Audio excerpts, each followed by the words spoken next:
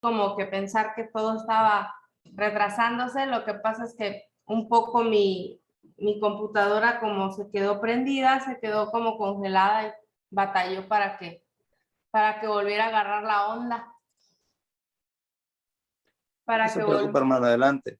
Pero bueno, gracias al Señor ya estamos aquí y estamos listos para presentar la temática del día de hoy. Muy buenos días, ¿cómo están todos mis soldados hermosos de esta iglesia de Savannah y la otra iglesia? Siempre se me olvida cómo se llama, creo que es Brunswick. Brunswick. Muy bien. Pues, Hola. ¿cómo están? ¿Cómo han pasado? Ya estamos a la mitad de la semana y sin duda no dejamos de tener necesidades, no dejamos de tener peticiones a nuestro Dios, pero también sé que sin duda el Señor ha respondido de una u otra forma y sin duda seremos testigos y estamos siendo testigos de los milagros que están ocurriendo, ¿cierto? Amén. El día de hoy, continuando con esta temática de Efesios capítulo 6, en donde estamos analizando lo que el apóstol Pablo nos dice a través de la analogía de la armadura del soldado. Vamos ahora a hablar acerca de el calzado. Si ustedes se acuerdan, aquí tengo unas botas de soldado, porque acuérdense que nosotros estamos haciendo la modernización de este soldado del que Pablo habla, y dice en el capítulo 6, versículo 15, calzaos los pies con el apresto del evangelio de la paz. Calzaos los pies con el apresto del evangelio de la paz. Vamos a recordar que la parte inicial de esta analogía que hace Pablo del soldado dice que todo lo que va a explicar Pablo de la armadura del soldado, que todo lo que va a explicar Pablo tiene que ver con la idea de que nosotros tenemos que aprender a estar firmes. Es decir, Pablo nos va a dar el secreto para permanecer firmes en medio de las dificultades. Se cuenta la historia, o dice la historia, que Charles Darwin, este hombre creador de la teoría de la evolución, creador de la generación espontánea y demás, de todas estas teorías y de todas estas corrientes que vinieron a revolucionar el mundo, porque antes de él todo el mundo pensaba en la creación, todo el mundo era creacionista, todo el mundo creía y estaba cierto de que habíamos sido creados por nuestro Dios. Pero este hombre que desarrolla toda esta teoría y que viene a revolucionar el mundo científico y viene a transformar la ideología del mundo en relación con la creación y el origen del ser humano, él era un creyente, él era un teólogo, ¿verdad? Él era un estudiante de teología, pero en aquellos años, pues para estudiar, al igual que ahora, ¿verdad? Estudiar es caro. Para estudiar, pues había que tener ciertos recursos y entonces él decidió trabajar en un barco. Y en ese barco conoció a un hombre que era el capitán de ese barco y de alguna manera ese hombre se convirtió en una figura para él como la figura de su padre. Entonces, él se llegó a encariñar tanto con este hombre que pasó muchos años con él y se encariñó muchísimo. Llegó a convertirse en una figura muy, muy importante para la vida de Darwin. En algún momento, este hombre enferma de estas fiebres de la antigüedad, ¿verdad? de estas fiebres del mar, fiebres de alta mar, que les llamaban, o un tipo de malaria. Y entonces este hombre muere. Fue tal el dolor que Darwin sintió ante la muerte, ante la impotencia de no poder hacer nada para salvarle la vida a este hombre. Fue tal el dolor ante la impotencia de ver la enfermedad, fue tal el dolor ante la pérdida de este ser tan querido, que él se empezó a preguntar allí donde estaba en el barco, un poco enojado, triste, adolorido, se empezó a preguntar si era real que había un Dios allá arriba, si era real que Dios existía. Y yo puedo imaginar a Darwin volteando hacia el cielo, enojado, diciendo, ¿es cierto que estás ahí? Porque en mi momento de dolor no te encontré. Y entonces Darwin dijo, si Dios no está en el cielo, tiene que haber otra explicación para el origen de la vida. Tiene que haber una explicación que me haga saber el por qué en medio de las dificultades estamos solos. Entonces empezó a estudiar, empezó a observar, empezó a hacer, y entonces fue así como desarrolla la teoría, todas sus teorías. Surgió de un corazón adolorido, surgió de un corazón apenado, de un corazón con tristeza.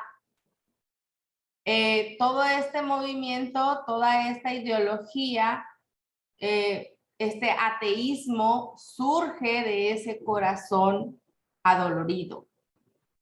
¿Por qué les cuento esto? Porque la idea de Pablo era enseñarnos a nosotros, es la idea de Pablo, la idea de Dios a través del apóstol Pablo, es enseñarnos que nosotros vamos a tener muchos momentos en nuestra vida en los que vamos a poner en duda quiénes somos, vamos a poner en duda quién es nuestro creador, quién es nuestro salvador, quién es nuestro sustentador.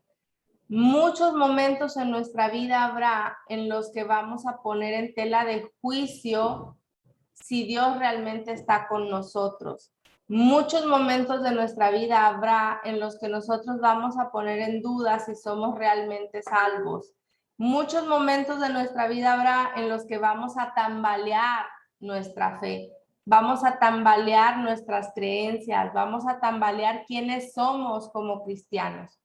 Y entonces Pablo, como sabía esto, nos dijo, estad firmes para que podáis resistir las acechanzas del enemigo. Pónganse toda la armadura para que podáis resistir en el día malo, dice Pablo.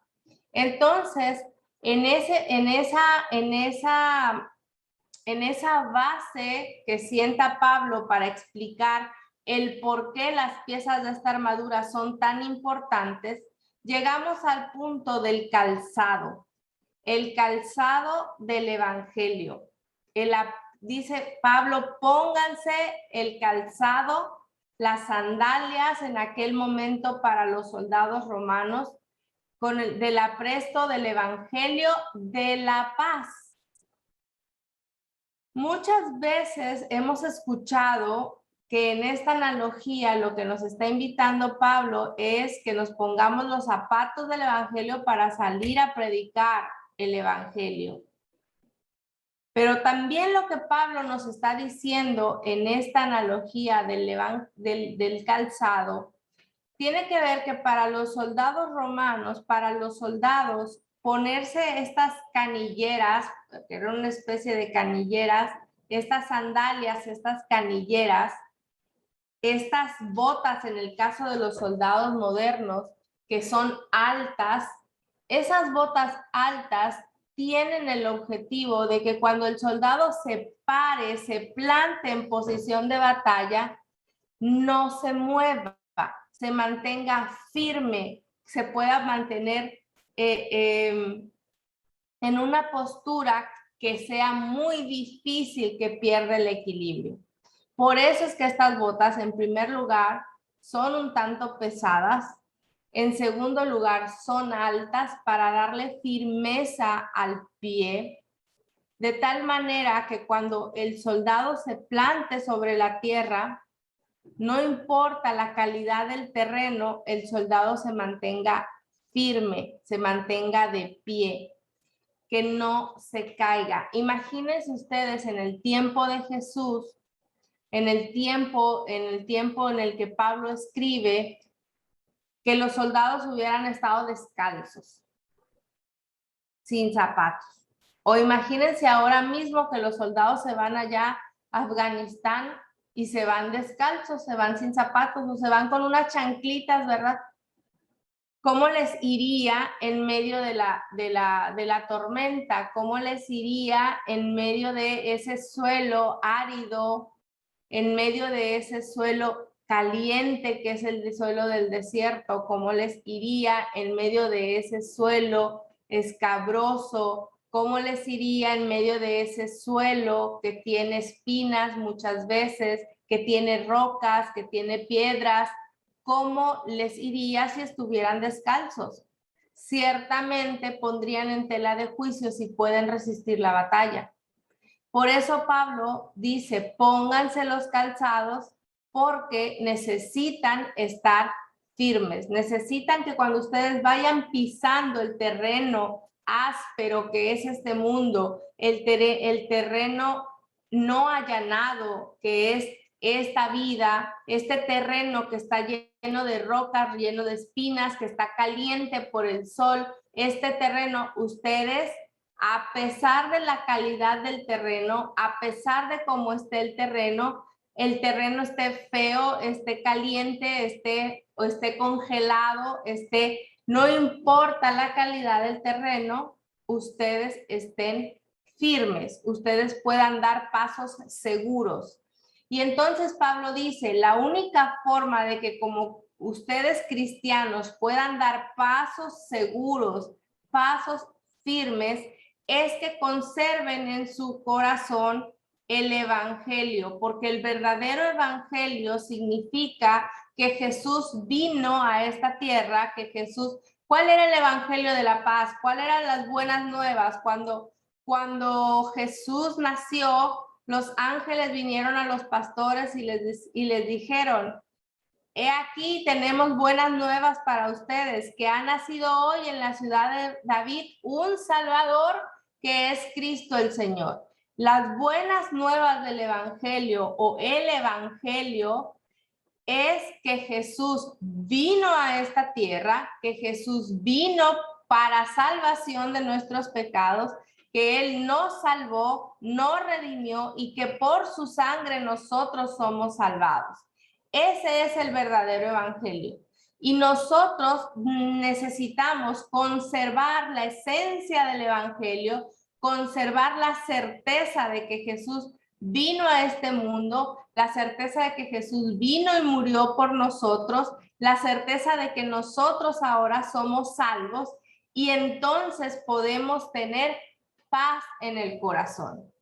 El mundo entero, en todos los lugares, aún en los más recónditos espacios de este planeta, está sufriendo los embates del pecado, está sufriendo las dificultades del pecado. Hoy, gracias a la globalización de la información, podemos darnos cuenta, podemos saber de cómo todo el mundo está sufriendo a causa de esta ola de la pandemia, a causa de esta ya cuarta, no sé, quinta ola de la pandemia.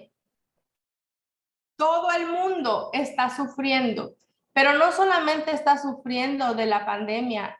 Estados Unidos acaba de ser embatido por un huracán, está sufriendo por los desastres naturales, la costa del Pacífico de México también, está sufriendo por las enfermedades, por el cáncer, por las enfermedades de transmisión sexual, está sufriendo por la violencia doméstica, está sufriendo por el narcotráfico, está sufriendo por una y mil cosas que tienen su origen en el pecado. El mundo está abatido de dolor, el mundo está abatido de tormentas, el mundo está abatido de sufrimiento. Y en medio de ese abatimiento se levanta un pueblo que parece que no se mueve, un pueblo que parece que nada lo perturba, un pueblo que parece que nada lo toca, porque es un pueblo que tiene su fe centrada en que el evangelio le trae paz. Un pueblo que tiene la certeza de que pronto todo esto acabará. Un pueblo que tiene la certeza que este mundo no es hogar. Un pueblo que tiene la certeza de que pronto estaremos en un lugar donde no habrá más llanto, no habrá más dolor. Un pueblo que tiene la certeza de que lo que Dios ha dicho es verdad. Un pueblo que tiene la certeza de una esperanza viva, porque si Jesús vino, murió, lo cierto es que no se quedó en la tumba, sino que resucitó y hoy está levantado a la diestra del Padre, lleno de gloria, lleno de verdad, y desde allí ha de venir para salvarnos. Un pueblo que tiene esa certeza es el pueblo que en medio de un funeral se mantiene en paz. Un pueblo que en medio de una tormenta se mantiene en calma. Un pueblo que aunque siente dolor por la pérdida de un ser querido, tiene esperanza de que lo volverá a ver. Un pueblo que en medio de las dificultades tiene la certeza de la salvación. Un pueblo que no importa lo que esté pasando a su alrededor, no se mueve, tiene las botas del evangelio bien puestas y se mantiene firme porque tiene confianza, porque puede ver la luz al final del camino. Ese es el pueblo de Dios. Ese es este ejército de soldados bien vestidos con la armadura de Cristo. Este es el ejército que el Señor está pidiendo. Un ejército que tenga el calzado del evangelio y el evangelio le traiga paz. Que el evangelio venga a darle paz en medio de la tormenta. Que el evangelio venga a darle paz en medio de todo esto. Yo a veces pienso que somos privilegiados, hermanos, porque nosotros podemos ver por encima del dolor, podemos ver, ¿saben? Como estas flores hermosas del pantano que se levantan blancas, majestuosas, en medio de la mugre que es el fango de un pantano. Así nosotros, por la fe, el Señor nos permite levantarnos por encima de todo este fango que es el mundo lleno de pecado. Nos permite a nosotros ver por encima de eso y decir, sí, Señor, esto está pasando y sí, me alcanza de vez en cuando, pero este mundo no es mi hogar. Pero yo no pertenezco aquí. Y entonces tengo herramientas para ir enfrentando el dolor, para ir caminando con paso firme, porque me puse las botas del evangelio de la paz, porque me puse las botas del evangelio. Y cuando yo vivo de esa manera, cuando yo tengo esa verdadera confianza, el mundo voltea, el mundo me ve y dice, ¿qué pasa con esta gente? ¿Qué pasa con este pueblo? ¿Qué pasa con esta señora que allí en el funeral, en lugar de ser una cosa llena de tristeza, parecía una celebración de vida? ¿Qué pasa con esta gente que parece que no le duele, que su enfermo está sufriendo, sino que están cantando? ¿Se acuerdan cuando Pablo y Silas estaban allí en la cárcel en medio de las dificultades? Estaban cantando. Y la gente decía, ¿qué les pasa esto? ¿No están ubicados que están en medio de la cárcel? ¿Por qué están cantando? Y entonces cuando la gente se pregunta por qué esta gente se parece feliz en medio de estas dificultades, por qué esta gente parece estar, por qué en este momento cuando deberíamos de estar deprimidos, deberíamos de estar tristes, estamos conectados a las 5 de la mañana para alabar y glorificar el nombre de Dios. ¿Por qué? Cuando la gente se pregunta eso, lo que estamos haciendo es promover el evangelio. ¿Se dan cuenta?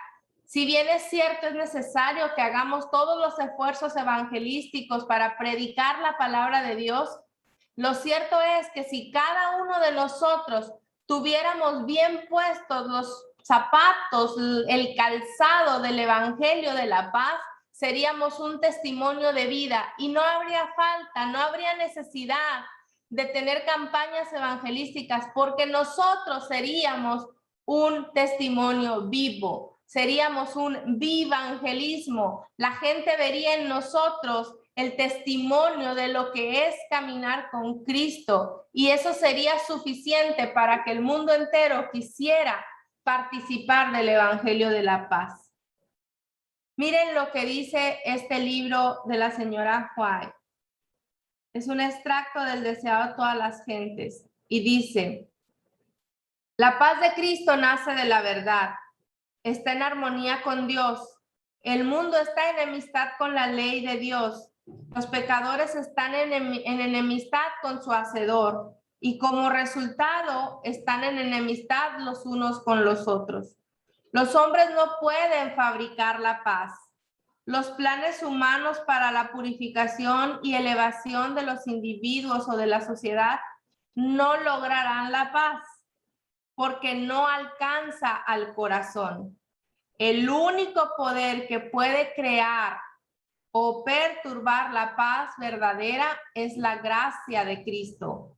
Cuando ésta esté implantada en el corazón, desalojará las malas pasiones que causan luchas y disensiones. Los rostros de los hombres y mujeres que andan y trabajan con Dios expresan la paz del cielo. Están rodeados de la atmósfera celestial. Para esas almas, el reino de Dios ya empezó. La pregunta de esta mañana, mis queridos hermanos, es: para ti, en tu vida, ¿el reino de los cielos ya empezó? ¿Estás haciendo de tu vida un pedacito de cielo aquí en la tierra? Para ti, ¿tú ya estás caminando con el Evangelio de la paz? ¿Tú ya estás haciendo del Evangelio esa verdad en tu vida que te hace vivir ya un pedacito de cielo? ¿El reino de los cielos ya empezó para ti o todavía es algo distante? Si todavía es algo distante, yo te invito a que junto conmigo hoy le pidas al Señor que nos ayude a traer el verdadero evangelio de la paz y que podamos vivir el reino de los cielos aquí y ahora. ¿Cuántos quieren decirle al Señor: Señor, regálanos de tu evangelio, regálanos la posibilidad de caminar como si ya estuviéramos en el reino de los cielos? Amén. Trae la paz a nuestra vida como si ya estuviéramos en el reino de los cielos. Vamos a levantar nuestras manos y vamos a orar. Señor y Padre Celestial, te damos muchas, muchas gracias porque permites que la verdad de tu evangelio llegue a nuestra vida. Un día tú nos alcanzaste, un día tú nos fuiste a buscar donde estábamos perdidos, Señor, y hoy no seríamos nada si no fuera por el evangelio que has traído a nuestra vida. Señor, permite que este evangelio sea una verdad instaurada en nuestra mente, instaurada en nuestro corazón, que nos permita estar firmes en medio de la adversidad. Señor, el dolor nos va a alcanzar, pero permítenos ver tu rostro en medio del dolor. Amén. Señor, permítenos ver tu amor en medio de las dificultades. Amén, Y entonces traigamos a nuestro corazón paz, la paz que reina en la patria celestial, y podamos hacer de nuestros hogares, de nuestras vidas, un pedacito de cielo en esta tierra. De tal forma que cada uno de nosotros podamos predicar el evangelio con nuestro testimonio de vida. En el nombre de Jesús lo pedimos. Amén. Amén. Amén. Gloria a Dios. Gracias, Amén. hermano.